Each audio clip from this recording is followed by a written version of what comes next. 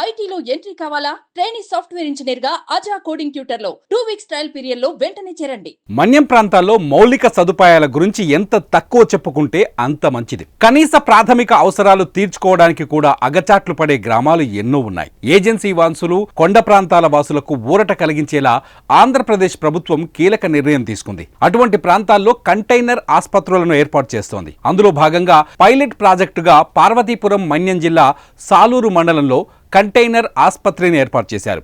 ఈ విషయాన్ని మంత్రి గుమ్మడి సంధ్యారాణి ఎక్స్ వేదికగా వెల్లడించారు.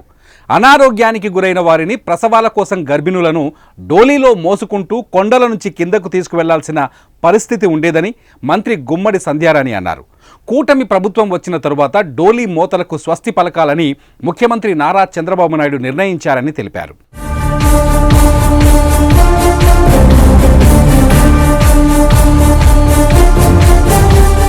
సీఎం ఆదేశాలతో కంటైనర్ ఆసుపత్రిని పైలట్ ప్రాజెక్టుగా ఏర్పాటు చేశామన్నారు.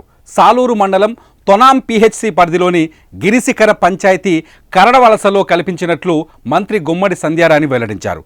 ఈ కంటైనర్ ఆసుపత్రికి గిరి ఆరోగ్య కేంద్రమని నామకరణం చేశామన్నారు. ఈ కంటైనర్ ఆసుపత్రిలో డాక్టర్ గది, రోగులకు చికిత్స అందించడానికి 4 బెడ్లతో కూడిన హాలు, టీవీ, బాల్కనీ ఉన్నాయి. ఇందులో 15 రకాల వైద్య పరీక్షలు చేస్తారు.